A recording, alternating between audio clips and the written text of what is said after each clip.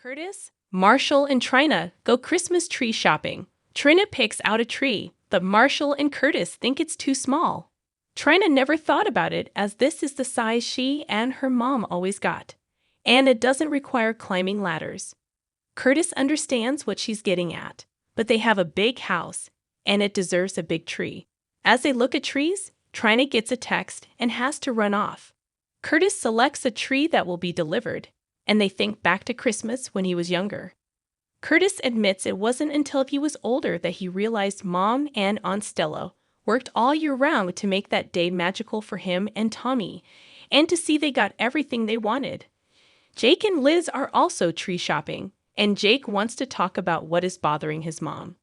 Liz explains she's worried about Finn and he's being accused of something he didn't do. He asks, like a malpractice suit.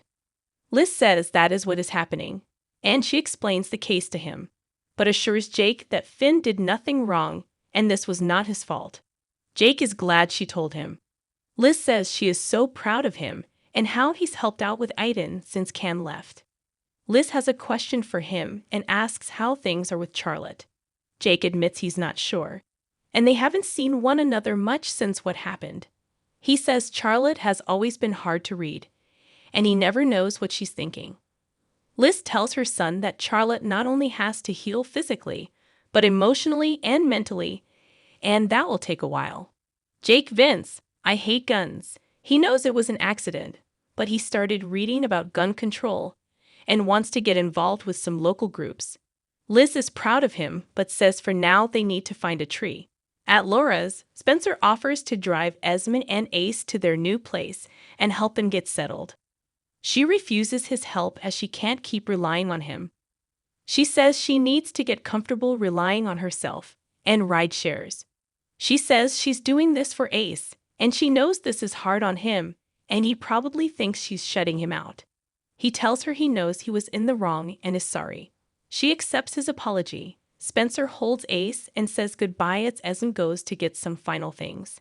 He tells Ace how much he'll miss him, but he'll still take him to the park to see the ducks. Esmond listens in the background as Spencer tells Ace how he can't wait to go to the pool with him next summer. Spencer tears up and tells his brother that he'll always be his big brother no matter what happens. Esmond is emotional herself. Esmond returns and puts Ace in his stroller.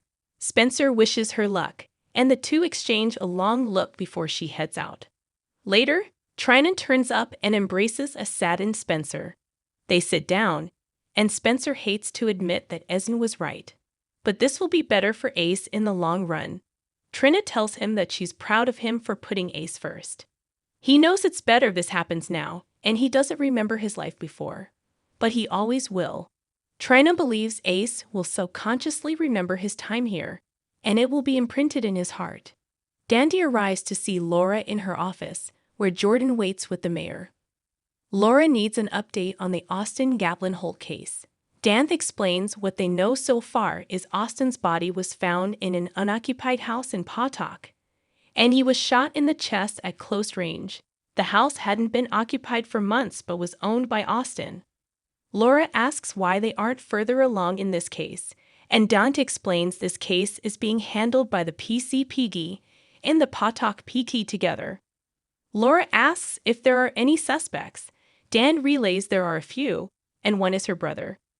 Laura assumes he's not talking about Martin. Jordan says Cyrus is currently capable of murder. Dan explains it appears Austin and Mason were working for Cyrus while he was in Pentonville. Laura notes this is a big accusation and asks if he has proof. Dante reveals he has a confidential informant that Austin visited Cyrus in prison, and he testified at Cyrus' trial. However, when he checked with the visitor's log at Pentonville, there was no record of Austin visiting, and he thinks they were wiped. Laura asks if he thinks Cyrus killed Austin. Dandy says he doesn't know, but he has a motive. Dan explains his meeting with Austin before he was killed, and that he was going to offer up a name for immunity and tell them who he and Mason worked for. However, he never named a name, and Cyrus has an alibi at the Port Charles Grill. Jordan says he could have had someone do it, but Don notes that assumes Cyrus still has contacts willing to do that for him. and he doesn't believe Cyrus knew Austin was going to turn on him. Laura demands to be kept in the loop and swears if her brother is the same cold-blooded killer he was, then she'll make sure he's locked up and never see the light of day again.